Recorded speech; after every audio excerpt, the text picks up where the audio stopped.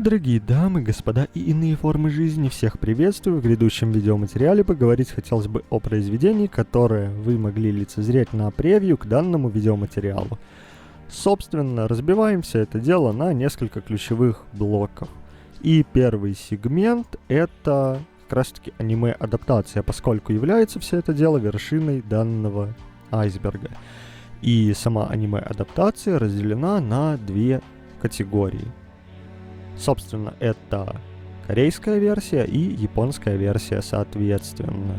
Но, разумеется, догадаться об этом довольно трудно, поскольку большая часть людей видела чисто корейскую версию. А что же отличает ее от японской версии? Разумеется, это имя главного героя, ну и некоторые события, которые были просто убраны или заменены.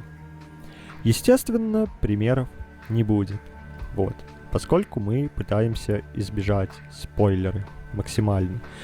Далее существует два вида литературных произведений. Это, будем называть, книга в контексте книги, то есть меньше литературно-иллюстрационных штук. И вторая книга уже состоит больше из иллюстраций. Собственно, это так называемый комикс, вероятно, ближе к этому. И вот эта вещь уже рекомендуется чисто фанатам произведения. Причина довольно проста. Стоит много, повторяет примерно события всего аниме, и повторно переплачивать за набор иллюстраций, такое себе для человека, которому это не особо интересно. А далее следует как раз-таки второй блок литературных произведений. А именно как раз-таки книга с текстовым блоком. И вот здесь уже начинается интересная деталь. Деталь в том, что от аниме как раз-таки это произведение будет отличаться. И отличаться сильно в некоторых аспектах. Но в некоторых не значит во всех. Собственно, часть деталей будет немного похожа, но многие вещи отличаются. И, собственно, если максимально упрощать и минимизировать спойлеры, то в произведении литературном данного книжного типа будет персонаж чуть больше раскрываться, но при этом эмоции, скажем так, другие. Некоторые вещи в аниме были сделаны немного лучше, но опять же не все.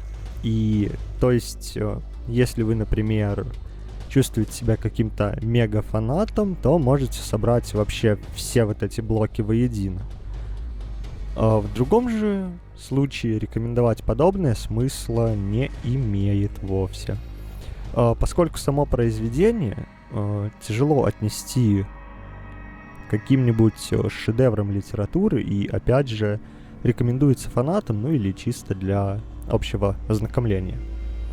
Мне, как человеку, которому подобный жанр интересен, данная вещь показалась интересной.